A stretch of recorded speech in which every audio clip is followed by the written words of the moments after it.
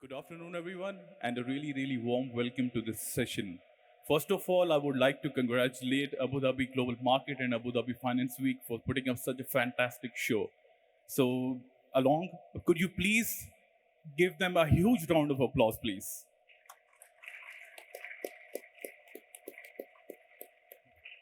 Investing in the transition era. So, if there is one sector that is definitely going through the transition era, is family offices. That openness that we are seeing now, we have never seen before. And it is really important for them to understand what sort of opportunities, investment opportunities are there. To discuss that, we have two of the most prominent names in the industry. We have Matt Higgins, CEO of RSU Ventures. You must have seen Matt on Shark Tank interacting with entrepreneurs and understanding business models and making successful investments. And we do have Joe Bamford as well, coming from a successful business family and focusing on net zero and responsible investing. So, starting with you, Matt, first thing first. I mean, you have interacted with a lot of entrepreneurs in the last few decades. What do they actually think about family offices? And from family offices' perspective, how do they increase the deal flow? Yeah, it's a great question. For a little bit of background, so I'm partners with Stephen Ross, owner of the Miami Dolphins.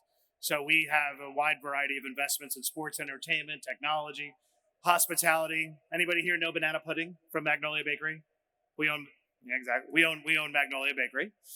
So we have a whole wide range of investments. And when I first started about a decade ago, one of the challenges when you want to do direct investments, look, family offices are seen as risk adverse, a little bit sleepy, not necessarily entrepreneurial. And so if you want to attract the best deal flow, you've got to mimic the behavior. So we started building a brand in the United States to reflect the kind of deal flow we want to attract. So our reputation is founder friendly. It's patient capital. It's basically leaning into all the things that actually make family offices an asset compared to an institutional fund, right? We've done hundreds of deals, and I don't have a single exit provision in any single investment because our view is we'll sell when the founder wants to sell. So my number one advice when I talk to family offices, if you want to attract the best deal flow, you want to avoid adverse selection, you got to build a brand. And I think a lot of family offices tend to want to hide below the radar. We're not consumer facing. We don't need to be on Instagram. And I actually think the total opposite. We would not have been able to attract the kind of deal flow that we've been able to attract if we didn't put ourselves out there and also be laser focused. What do we want to stand for? So the bottom line is we're nimble capital. We're willing to do an incubation. We're willing to do angel investing, and we invest in every single follow-on round.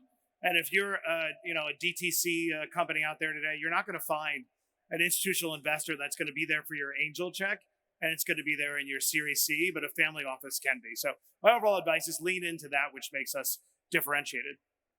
And Joe, you are someone who has been investing in the responsible investing space. So, my question to you would be, how do family offices align their investment style or investment strategy with responsible investing and net zero targets?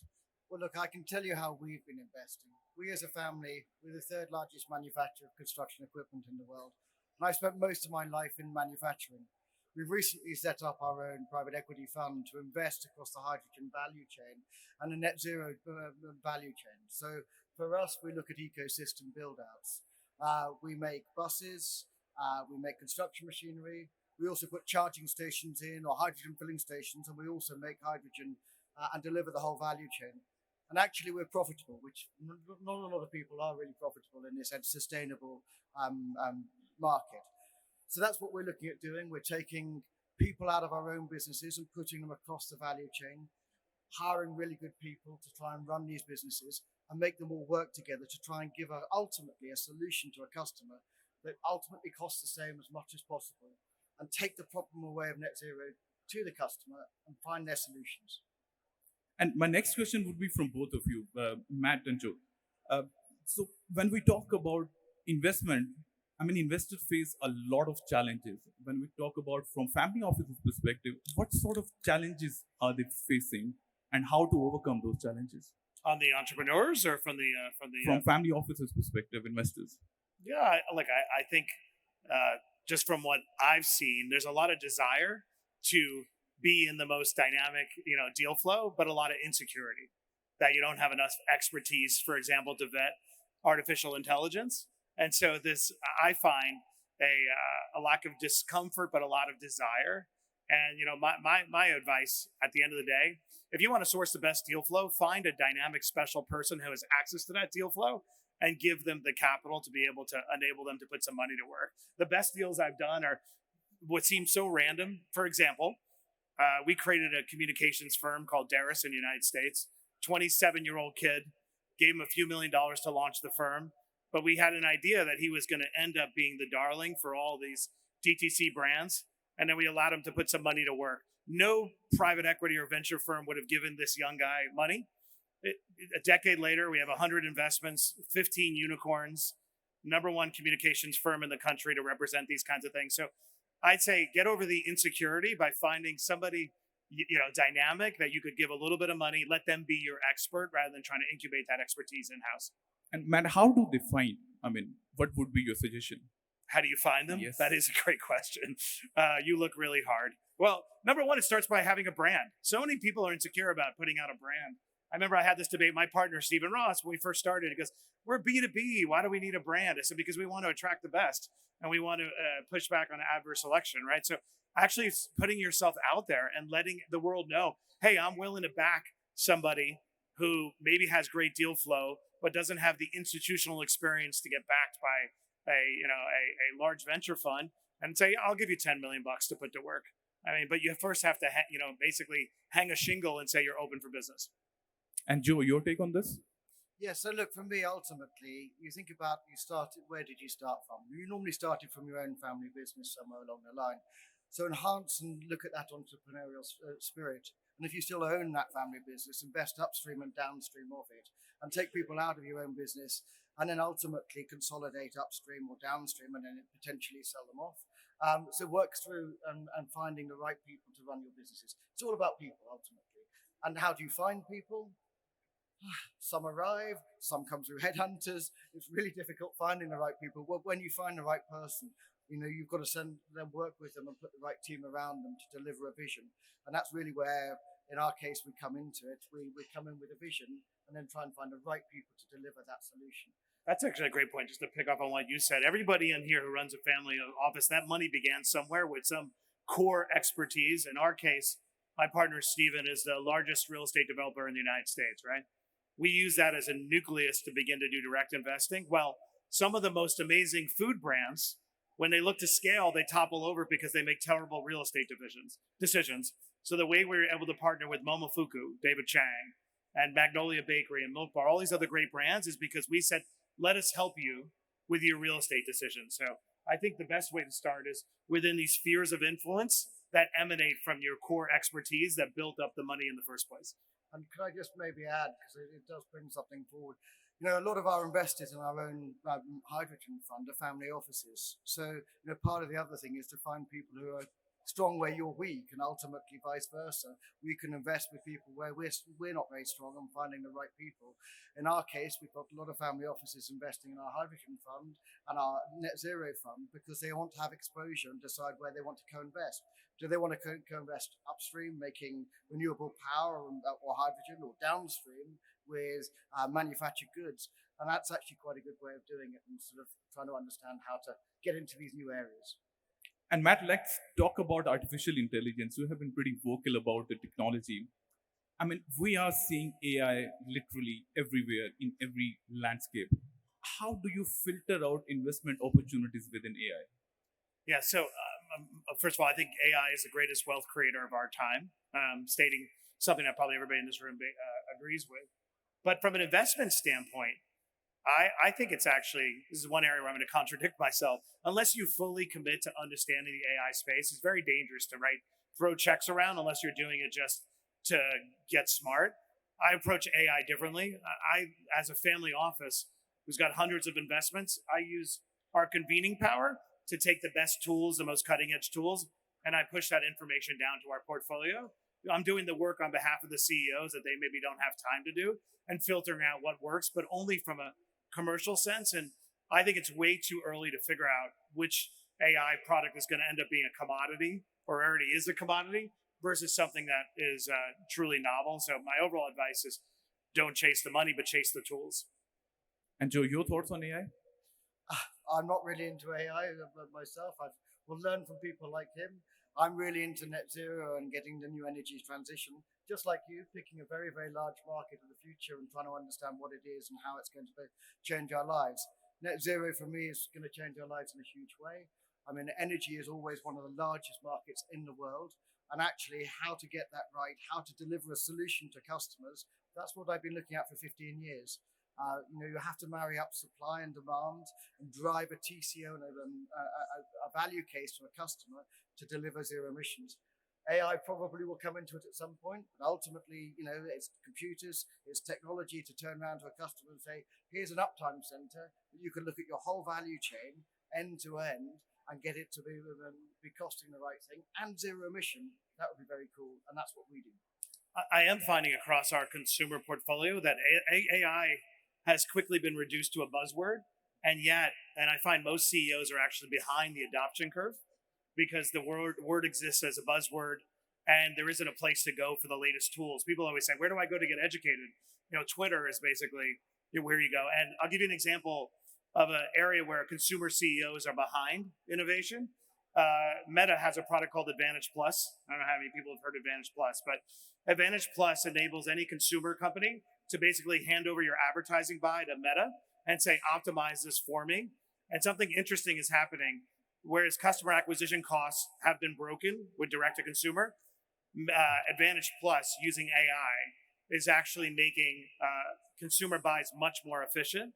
And yet, in your portfolio, if you have consumer businesses, I would argue that 95% of the CEOs do not know that.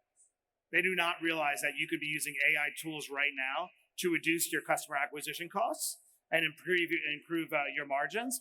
And so, from a family office standpoint, I think having one person on your team whose job it is to spend all night instead of watching Netflix playing with AI tools, so you can push down that information to your CEOs, because most of them, I would say, are lagging because they just don't have time to sift through those tools.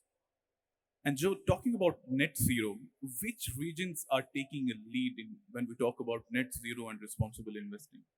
Well, look, firstly, we're here in Abu Dhabi, and that is, this is a place that's got all the most wonderful attributes to get to net zero. You've got lots of solar, cheapest form of energy in the world, and ultimately, you've got to try and drive that to an export market. You've got people doing oil and gas, so you could transfer those people to moving a gas around. For me, hydrogen is that form of doing it. The biggest problem with solar is ultimately there's not enough people here to consume it, so you then have to turn it into something else to move it around. And for me, that's hydrogen, and you can move that around. And then ultimately, you need to find customers in other parts of the world. Well, Europe is massively driving net zero, and so is America. And those are export markets traditionally that this part of the world has exported its energy to, and you could do exactly the same thing. But you have to look at the end-to-end use cases. And the stimulus at the moment in America is massive. The stimulus in places like Germany is massive to get this right and to get to a cost base that ultimately works. I think the most difficult thing to change are people. So for me, the closer you can give people a solution that most replicates their behavior, particularly on transport, if I can give someone a car that fills up like their car does today, does a similar distance, and ultimately gets it to cost the same, then I think you get massive option. And what makes Abu Dhabi special when we talk about implementation of net zero targets? Well, look, I was very lucky to meet Dr. Sultan, and I know that he's had some bad press, but to be honest with you, if you look at what he's been doing, he is one of the best investors in the world in zero emission. Okay, he set up Mazda and worked his way through it. Now he's sitting in the oil company and using those oil and gas money to try and transition to net zero. Hugely passionate man, wonderful about it, and that's what Abu Dhabi is starting to do. He is driving this net zero solution using the profits from what it is today to get to tomorrow's future. You can't change the paradigm, okay? You can't get rid of capitalism, okay? You need to use capitalism, and that's what this country is doing to get to net zero. And Matt, what are your thoughts about the venture capital landscape here in Abu Dhabi? I mean, it's really remarkable. I mean, one of the reasons why I'm spending time, I was here 4 or 5 weeks ago, I'm back again now. I brought 3 of our CEOs with me, is that there's a perception in I'm just going to talk from a consumer lens, that coming to the Middle East region is something you do 10 years into your evolution, when you've already penetrated Walmart and Target and Whole Foods, and you've saturated the US market. And I don't think that needs to be the case. So back to family offices, one of the roles that I'm always looking to perform is, where are there gaps in understanding across my portfolio, and how could I take the lead and fill them? So one of the gaps is, there's a lack of understanding about the magic that is taking place here in UAE. There's a lack of understanding about the entrepreneurial culture, and there's a discomfort just through ignorance. And so if I could be the catalyst and then make it comfortable and easy, I believe there's an opportunity to short circuit or truncate the amount of time it takes for brands to come to this region. And that's just one example. So big picture, the landscape is dynamic, entrepreneurial. I worked in government for many years. I helped oversee the rebuilding of the World Trade Center after 9/11. So I have a lot of government experience in addition to investing. And I've never experienced anything like the culture here and the bias toward action. So from a venture standpoint, the US market is seized up. We're still paralyzed. We're waiting for this recession that never came, which I believe comes. I don't believe in a soft landing, and I think it'd be a very, very hard, painful landing in 2024. But nonetheless, this region's open for business. So my personal objective is, let me make it easier for brands to cross the divide and come here a lot sooner than they would have otherwise come in their evolution. And you both need to share some investment secrets with us, I have to say. Some investment secrets you have to share. So which sectors you think are currently providing the best return of investment? Well, I'm very, very passionate about this series of GLP-1 drugs. What's interesting, so I sit on a lot of boards of consumer companies, right? Everybody here knows about GLP. Presumably, Eli Lilly has Mounjaro and Ozempic and whatnot. But I sit on boards of all these consumer package companies that should be afraid that the preferences of taste are changing. To give you a quick little statistic, those who take GLP-1 drugs are 14% less likely to buy sugary carbohydrate products, right? And so I think one of the opportunities, honestly, is to invest all around that thesis, which I'm doing, shorting some of the consumer packaged products, investing in other companies. But to me, that's a tailwind that's going to last for years and years and years. And Joe, your thoughts on this, please. Well, look, I'm clearly, of course, going to talk about net zero and the future. At the end of 2019, I bought a bus manufacturing business out of bankruptcy in Northern Ireland. At that time, it was doing 95% of all the buses were diesel. We're now at 100% zero emission. We're full for this year. We've doubled our volume every year. We've doubled our turnover. We're 85% full for next year, and we're 40% full in 2025. There's such a draw to changing the way people operate in their transport, and that is a really, really exciting future. Everyone is going to net zero, and all of these machines, all of these buses, all of these trucks, all these cars have got to go to that solution. And you've got to put the power in, and you've got to deliver all of that. It's such an exciting market, and we're really, really enjoying investing in it. And just we have last minute, what would be your message to family offices who are looking for right investment opportunities? Don't be afraid to have a voice. Build a brand. If you want to do direct investing, that is. If you don't want to do, then fine, and put your money in treasuries or wherever. If you want to do direct investing, you need to stand for something, and you need to be value add.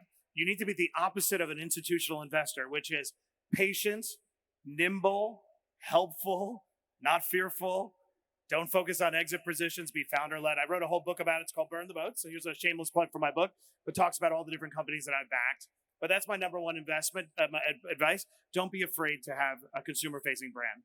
Joe. Well, I'm afraid to say I didn't write a book, and I haven't got this one from earlier. Look, firstly, I would just say simply, remember where you got the money from. You are highly entrepreneurial. Don't stagnate. Okay, it's very, very easy. You get the money, you've sold a family business, you set up a family firm, a family office, and you become highly conservative, trying to hold on to capital. Secondly, invest in areas you know well. Try and find people, that from your previous life or your family business that you can invest well with. Where you don't understand, but you think it's a big market, go and find other family offices or other people who've invested in that market and go and try and join them. Well, thank you, Matt and Joe, for joining us. And thank you, everyone, for staying with us. Thank you very much. Thank you.